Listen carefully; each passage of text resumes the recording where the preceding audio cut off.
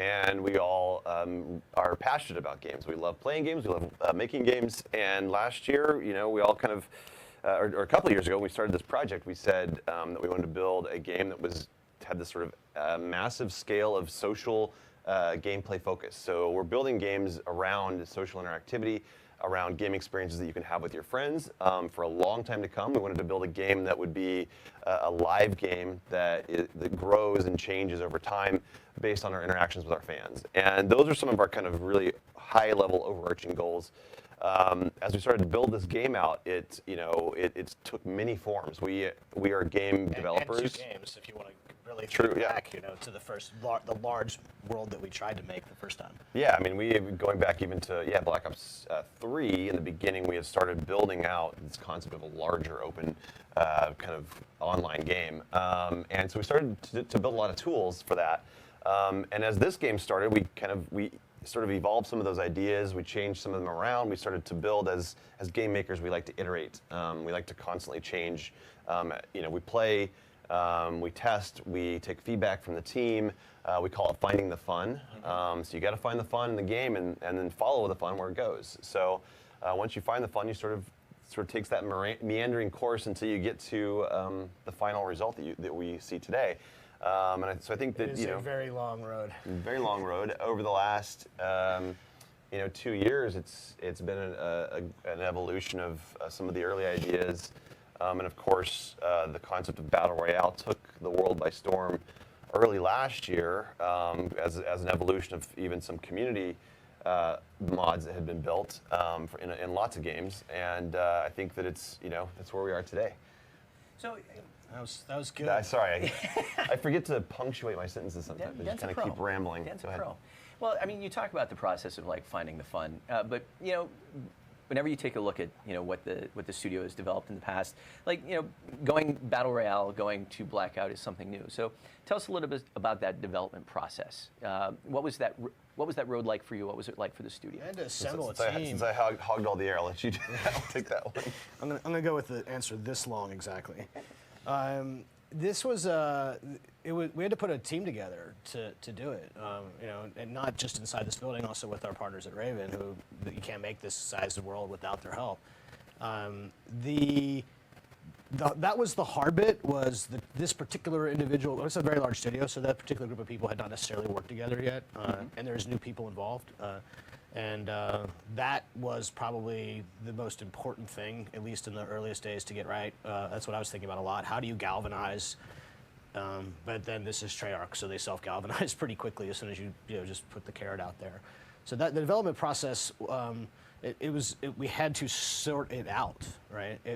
There are things that you could run, and there are a lot of things that you would do when we make games that would work really well, and there are things that we would do historically that didn't work out so well, and like the map evolution itself, right? Those are very, very controlled designs, both multiplayer and zombie maps, and almost everything we've made is very bespoke, for lack of a better word, very unique. And in Blackout, you had to kind of figure out how to zoom out and paint at a higher level, so that it's just like you just have these ingrained things from 10 plus years, of making Black Ops games. So while we draw on our heritage and we find and follow the fun from our history, you also could not necessarily use the same exact development and or design processes to get there.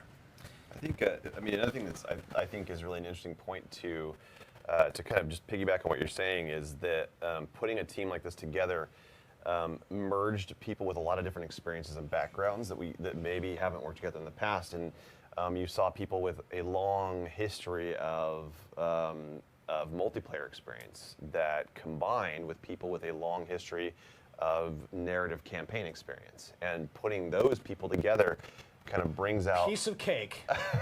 Brings out kind of all new flavors, if you will, in the kind of game that you're making and the kind of game that comes out the other side of that. Sure. All right, so the beta starts on Monday exclusively on PS4. It opens up to Xbox One on 9/14, opened for all on PC 9/15, wraps on 9/17.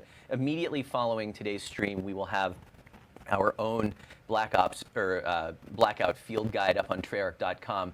But we wanted to Black Ops, Blackout. Well, no, it's Blackout field guide. Okay, it's just Checking. yeah, it's fine. So It'll be fine. let's kind of give a preview of that and what is to come on Monday. Sure. Let's kind of talk about Blackout. How do you play this game? So the generalized game loop would go something like this. First, you start the game, and you're not actually playing yet. You're trying to get to what'll be 80 players right off the bat, and then we'll go from there. Once enough players are on, so you'll actually kind of wingsuit into the world just to kind of get your mind around things. You can run around. You can actually pick stuff up. You can actually interact with most objects in the world. You can practice effectively, kind of understanding the mechanics of that world. And then when you get close to 80 people, the game will start. You infill into this big world via a transport helicopter. So you'll wingsuit, and then when you get close to the ground, you'll actually parachute. There, you loot and scavenge, and you gear up as fast as you can as we collapse all the players together slowly. And then the last man or team or woman, last woman or man or team, you know what I mean, standing is the winner. That's the fast version. So if we were to break down that game loop, let's kind of move to pre-game a little bit. Yeah. What does that experience look like? Yeah, we actually call it. We gave it a great name recently, based on some of the stuff that we were talking about. So, Drop zone? Yeah. No, the drop zone is a terrible name. So yeah, so you go into the deployment. Years we've worked together. I try. We go into the deployment area, and Dan, when you wings into the deployment area, what do you like to do? I like to, actually, it depends on if I'm with a squad of people I know. If I'm with a squad of people I know, typically the first thing we're going to do is pop that map open and decide where we're going to drop, Right. where we dropping. Yeah, where we dropping. But I also like to mess around and just kind of practice things. So if I want to try out certain weapons, sniper rifles, for example, and figure out how do you master sniper rifles at different ranges in the game. It's a good place to do that. I've had some just kind of silly fun with people. I was playing catch with the combat axe with somebody. Nice. They were just trying to throw at each other, and then they catch it, throw it back. And The other day it was Alex, Mr. Conserva. What's up, Alex? Myself, and it was Mr. Ben Brinkman. All three of us were together, and these are all folks who we work very closely with on this. We stole a helicopter to go find another helicopter, to go find another helicopter, and then we got Mr. Gordon. So then there was 4, and then we went helicopter racing.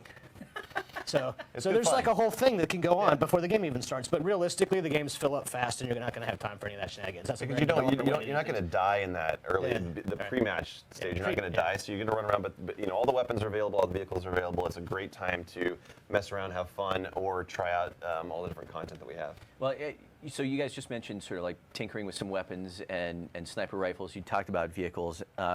We reached out on Twitter for people that had some questions coming into today.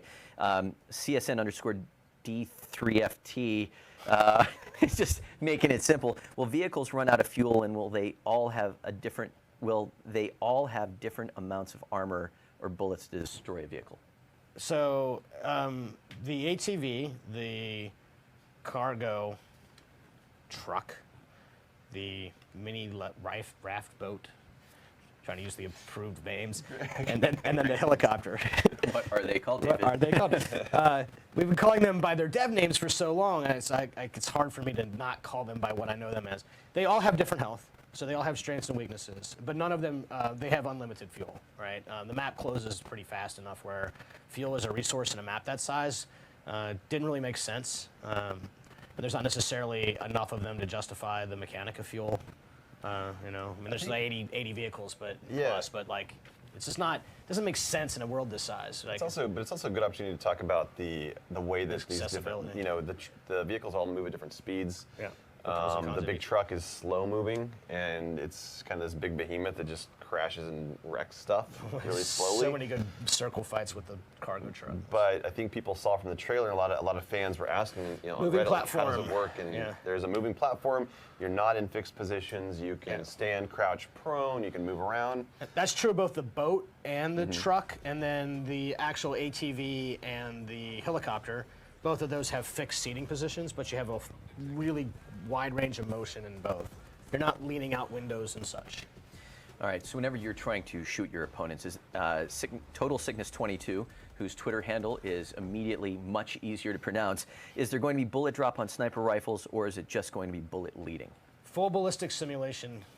So you want to explain the differences and how we think about that?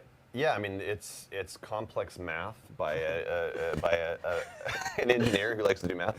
Trevor Walker, such good stuff, man. But you know, it really takes into account the weight of the bullet, the caliber of the bullet, the length of the barrel, Lead. muzzle velocity.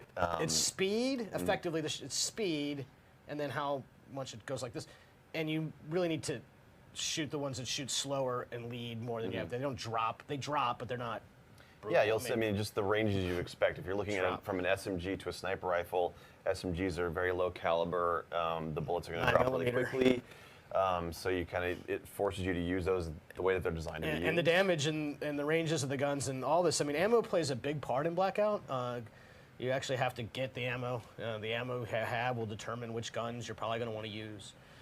So ammo and the relationship to its speed, its ballistics, all that stuff it's modeled. I mean, it's still a video game, so it's not a full-on simulation by any means. We have to have fun. Snipers are obviously higher caliber, so they're going to move a lot faster through space and straighter, but it's a little bit, you know, I would say it's less about the bullet drop on those and more about the travel time. So you really, if you're trying to hit a moving target, you're going to have to lead them more, But- not necessarily aim up unless they're, you know, halfway across. So there's a couple different things to help you out, though, because being shot over long ranges can be brutal. So we still do the sort of the very multiplayer Call of Duty way of indicating which direction being shot from, and the weapons have a full tracer set, so you can actually watch and learn, you know, with the tracers. The tracers was a big thing, thanks to Moffat and all the people who worked on that inside the building. Siraj Manasfi wants to know, how long will a Blackout match take? 10 to 20, 30, 40? What's the general ETA? It's 25, pretty much. If you go all the way to the end, it could be 25, 30 minutes tops, I think. It's pretty quick, relatively speaking. I mean, twice as long, 3 times as long as a multiplayer match, but then compared to playing through zombies levels, right? So it's all relative. Of course, we have some ideas for how we might modify them in sort of events to kind of tweak the rule sets to make it play faster or slower. In fact, I can't wait because during the beta period, I think we're going to do a day specifically about trying to work with all the community people and go, okay, let's try it faster today. Let's try it slower. What does it feel like? Does it feel better? I'm happy with where we are. I think where we are is a great baseline to start from, but it is just the baseline to start from. It is not by any means where it has to end. So we'll play with that. You know, it's Call of Duty, so it's paced in a way that brings the spirit of a more slower, more tactical, more strategic kind of gameplay, but also keeps a little bit of that Call of Duty flavor in there in terms of the pace. A little faster. It's a little faster. If you guys could, from a development perspective, touch on some of the emergent gameplay scenarios that you've seen during development. Like, how does Blackout lend itself well to kind of the idea of an individual storytelling and their own unique experience? So, I mean, people have already discovered to the point where we're actually already, we put it in the trailer with the cargo truck grabbing a supply drop. I mean, I didn't even know we could do that until the video. That's wrong. happened. You totally knew. No, I I wish I could tell you that. I mean, sensor darts into RC cars. I mean, there's all sorts of weird combinations of things that, would happen in a normal game, and you'd be like, that's a bug, and we should fix that. And they happen in Blackout, and you're like, oh, that's awesome, right? So it took me a long time to kind of get in that mindset. Emergent storytelling, I think, is why we love playing Blackout, is because I get out of a game and I'm like, I can't wait to talk to somebody. I mean, Alex would just come to my office immediately and talk to me about it, like he does with everything. And then, no, wait, sorry. I got off the rails for a second. And then, sorry, Alex. And then, so my favorite though, my short favorite was I landed Newtown Island solo hot, and I got scared. So I grabbed the helicopter and I bounced. Yep. And then I didn't really know what was going on because I was only barely paying attention to where people were dropping or how many people were in the transport when I dropped. So I just stayed up in the sky until the cargo plane came through the map. And then I followed the cargo plane until it would drop the cargo, the supply drop, right? Like a care package. You guys know that. Land the helicopter, steal the stuff, get back up. Did it twice in a row. And then got down there and still died, of course. Felt pretty good about yourself there for a while. Bad luck, clever, though. Bad luck, Brian. I think it's like every game is a different story, and I just last night, one of the last matches I was playing, kind of strayed from my squad, which you really probably shouldn't do in this mode. Which you always do. I was vacuuming up all of the loot, and then I got caught outside by a squad that was rolling in one of those cargo trucks with a sensor dart on it. So it was basically this mobile detection unit. They were acting like this mob, just rolling through the map and jumping out and taking people out as they went along. And I got surrounded. They literally, all three of them jumped out instantly and destroyed me right off the bat. I mean, small stuff matters. Like, you're not thinking about maybe flashbangs and this kind of thing. And I mean, I've been wiped by somebody with the flashbang, and I wasn't set up to protect against that, and went out second. So it's like, just even the small things. Like, I think it's kind of breathed a lot of new life into a lot of the gameplay content because of the application of the world. I mean, having one life to live changes a lot of things. If you can constantly respawn. You might, not to say you're careless, but you might not necessarily, you're not going to camp, you're not going to roll slow, right? I might try. In multiplayer, probably you would. But it just, even small things creates interesting emergence. I'm like, man, I can't remember the last time I got flashed and put down and lost the match because of it, right? So it's all over the spectrum, and it's going to take forever to figure out how to tune it. There was, but I think the point of it is that it's a sandbox, and we're not designing the stories for people to create. We're giving them all the tools to create their own stories. There was another story, I think, that I love, just seeing the emergent kind of strategy that comes into play. My squad was rolling through as the circle was collapsing on us, and there was a helicopter flying overhead, and we're like, let's stay under the trees for cover. But the helicopter only had one pilot. So we're like, oh, either he's by himself or his squad somewhere else. And what he was doing was scouting. So he was flying around scouting targets for the rest of his crew to come in and mop up down on the ground level, which I thought was pretty clever. Well, let's talk about sort of gameplay strategies, because I know that we can play as solos, duos, quads. I mean, it sounds like the more you can team up, the better your chances are going to be. To each their own, right? To each their own. Look, I think squads will probably start as the featured playlist. The game's a team game. It's always been a team game. We make team games. But there's a lot of lone wolves, and lone wolves are going to have a great time in solo. And I've even had a great time, and have had some great success being randomly matched with other players. So by default, fill team will be on. So when you're in duos or quads, the fill team button will be highlighted. That means if you go in there with one player in duos, or obviously less than 4 in quads, the game will try to take someone in the game and put them in your party or with you. That doesn't always happen, of course, because if you're in quads, a lot of people are playing with 4 players. And of course, the whole solo duo quads, I mean, we could do triplets or 5s, and we'll try different things over the event weekend. But again, like I said, base foundational stuff is key to the beta and launch, so we really focus in on that stuff. And then, it's at that point, with some minor tweaks, it's like easy to try various combinations. I'd like to try 5-on-5. I want to try large scale. I mean, Blackout's evolving. I mean, I wish it was done, but it will never be done. So once you fill team, you deploy. Yeah, you hit the deploy button. It's called deploy. Then you deploy into the holding zone, staging area. But not whatever you called it. DMZ. Yeah. All right, and so that's the full-on wingsuit parachute. Yeah. After you deploy. Yes. Oh, we went back to the loop, and we're talking about. I don't know. We went over here for a while. I got lost. You actually wingsuit into the staging area at the beginning. Yeah. So you get the first just the last experience of wingsuiting in, but it's just for fun. That area is trying to fill up the game. Transport helicopters come in. Right, full-on convoy. I don't know of things, and you're flying over, and then you decide where to drop. Right, and then wingsuiting is a pretty simple experience. I mean, in general, we have it set up in Tune right now where you can kind of mostly point towards where you want to go. You cannot make it exactly across the whole map, but you can get pretty far. And then if you really want to get further, you actually dive. You take the wingsuit and you dive. Point your head towards the earth and get the maximum amount of meters per second that you can. Then you pull out of that, and then because you're wingsuiting, you're a wing. If you're a wing, then you can fly. So that's how you would, pro players, go ahead and practice the dive, momentum, speed, flat leveling, and then you're going to soar. But if you're just sort of getting familiar with these games, pick something you can see within maybe 2 or 3 blocks of where your helicopter is going over, and then just point towards it. You'll make it. It's not. We deploy pretty fast, right? It's again Call of Duty and a wingsuit. There's a meter to the right on your HUD that has arrows that show how fast you're dropping down. Yeah. So if you get to top speed going down, it'll show 3 arrows. It'll go from 1, 2, and 3.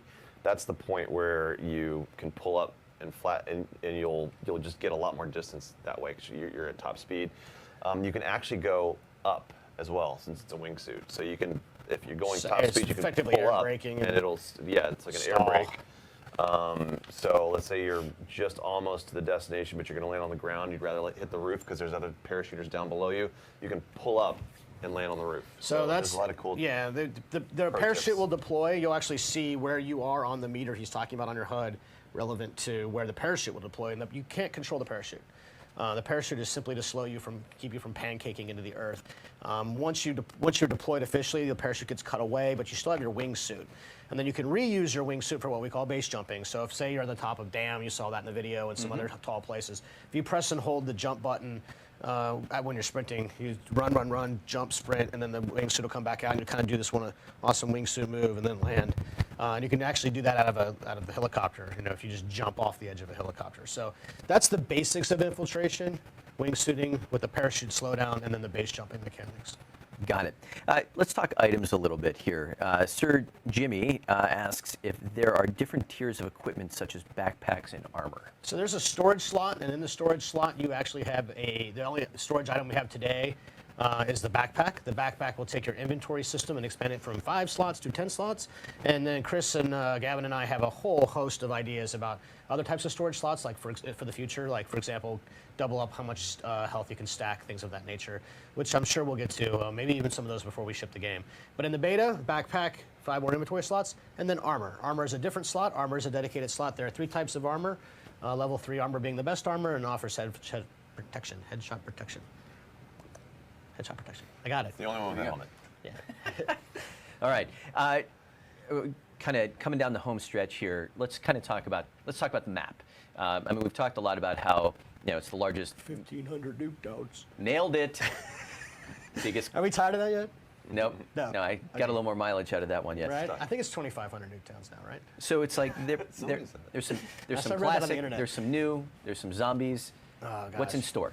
All right, Dan. Which one of those you want to take? Are we talking about weapons? No, we were talking map. map. Map. Okay. Jeez, I thought I was the one that was most of the community has figured out, based on piecing together the map itself that's been released, and all the screenshots that have been released, plus the trailer and the footage from that. They've kind of figured out where everything is and what all the maps are that are going to be in the game. I'm trying to think. There is one MP map that I think people will love from Black Ops 3 that they haven't figured out yet. Yeah, it's unnamed. I'm trying to decide if I should say it or not. It's unnamed. But I will say that it's right smack in the middle of the map, and it's not firing range because it's next to firing range. So when we talk about the maps, we usually talk about them in terms of sort of 3 ways. We have sort of the new stuff, right? This is stuff that we've never had before. That's construction site and fracking tower, right? Those 2 are good ones to represent new. When we talk about the maps, let's talk about the things that are inspired for multiplayer. So sort of classic kinds of things, like Estates. Estates is quite literally Raid and Stronghold, but then all the stuff around it. And we say classic, but expand it because it's not just firing range and it's not just Stronghold, because you could not get on the roofs of those maps. You could not go to the sides. There's entirely new rooms that you've never been in. And so that stuff is what makes it fun. It's like you pay homage to this really popular map from our legacy, but then you're like, oh, I'm not constrained by the game design rules of MP in the same way. In fact, I can't be, because I have to actually let you leave this place. So what does that even mean? Like, you don't really design the outside of Raid, other than, I mean, there's art and stuff, but you're not gameplay space. There's no gameplay space. Sure. So that's a classic. And then the zombie stuff, some of it's inspired, right? The lighthouse, which is in the bottom corner of that map, which I tweeted about. There's also Asylum itself, and then there's the boxing ring, and then there's the diner. There's different components of zombies places, and zombies spawn in zombie destinations, and only zombie destinations, because that's how zombies works. Just so you know, this is important information. Zombies spawn in zombie destinations. Shocking. So we'll give 2 hints for the community to chew on for the weekend. The one multiplayer map they haven't figured out yet. See what you did there. The one multiplayer map they haven't figured out, which I will say is just focus on the Rivertown area and see if you can figure out what that one is. And then Nuketown is almost not even about Nuketown. Yeah, Zombies Nuketown, there's more that might be below the surface of that I think experience did around they? Nuketown. Yeah. I think, Interesting. Yeah. Interesting. No, I think. Yeah, haven't- you can find that stuff on the internet. I I think. haven't seen a lot of it. No. There's a lot of stuff on the internet. All right, including the last two questions that All we've right. got from fans. X Strains wants to know: will there be classic or legacy weapons from World at War, Black Ops 1, 2, or in the beta, or in the full game? Yeah. Yeah. There's a classic World at War there's weapon. one in particular. Yeah. One gun in particular. I'm pretty sure that I'm getting trolled. You're someone attached to? Yeah. Should we give Something them? that you're known for? Vaughn became nerd famous one time on World of War based on a gun that he designed. We can just leave it at that. K3 wants to know: how does progression work? Leveling up, prestiging, leaderboards, etc. Do stats from beta carry over to the full game at launch? Take those in reverse order if you don't mind. So Yep. just to get it out of the way, stats won't carry from the beta to the full game. And the reason why is we use the beta data, which is the stats, to make sure that we have the game tuned really well. So the game is developer tuning, and the real world and the developer world are never quite the same. So if you're only playtesting with the people you work with, the data, it's reflective of playtesting, but it's not reflective of, the hopefully billions of people who would like to play Blackout with us. Now, on to actually progression. Here's the macro level view of this thing. It's pretty simple, right? In Battle Royale inspired game modes like Blackout, the only way to progress these kinds of things is to eliminate other players from the game, aka kills, and actually place or get first place. So these are the two. It's kind of thing about Blackout. It's like it's really pretty pure, right? Doesn't really. I mean, a lot of stuff happens, but at the end, it's about being the last person or team standing. So if you do well, top 10, 15, 20. I think it's top 15 right now. And then placement, how well you do in the totality of the match, and then how many kills that you get, which means that you're contributing to the process of eliminating everybody. That's what you progress with, and it is a hard, long climb, right? It's but you'll see your progress the whole way. It doesn't have the scoring system of multiplayer. So if you're a multiplayer guy, you're used to all the, ping pong, pinball, ping pong. I need to go home and sleep. Ping pong. Ping ball. Yeah, whatever. Leave me alone. What about how you get characters? Getting characters is the best part. So this system is really crazy cool. Okay. So every character, there are 4 or 5. There are 5 characters that you'll actually unlock by progressing, by winning, by eliminating other players. But beyond that, there's actually what we call the mission unlocks, right? I sometimes call them a quest on accident, and I'm surely going to do it again. So in order to start to unlock a character, you actually have to find that character's major unlock item, whatever that is. So here's an example. If you find the War Machine belongs to Battery. So you take the War Machine, and then you have to go out and eliminate players with the War Machine, so doing very Battery-like things. Just the simplest example. And then you take that, complete those sort of in-game quest objectives of eliminating players with the War Machine, and then survive long enough into the game, then you'll unlock Battery. So what's fascinating about this is you have to have that item. So like anything else in the world, it's like a weapon or an attachment. You have to have it. So if you die, you drop that. You drop that, someone else can get that and your War Machine and go out. So that's the example that we commonly use because it's simple. Others are much more involved in that, right? The zombie characters. Like if you want Richtophon, Well, some of them aren't even weapons. Some of them are just things that are going to take up an inventory slot. That's right. Yeah, so you're sacrificing the inventory slot just to get the character. yeah, because we don't, we don't put all the specialist content in there, but specialist gameplay content is in Blackout, and it's accessible to all players, not just some players. So you don't have to be Battery in Blackout to use a War Machine. You can be me, or you, or maybe even him. Probably not me. What about the rarity, though? There's something. It's not like you're going to find War Machines all over the map. No, you got to get that no. through Yeah, certain means. supply drops and supply stashes. So we have a stash. So again, if I call it a treasure chest, then you can blame me for saying it's a quest. But the supply stashes are effectively one way to find them, also from the care package. Now, this is fun thing about Blackout. Because everything is not loadable, like you cannot equip and load out before you go into the game like multiplayer, and you have to find everything in the world, then the rarity of things is completely within our control, right? And not everything has to be of equal power band because I can control how often and rare that it is, right? So what we'll do is we'll light this up.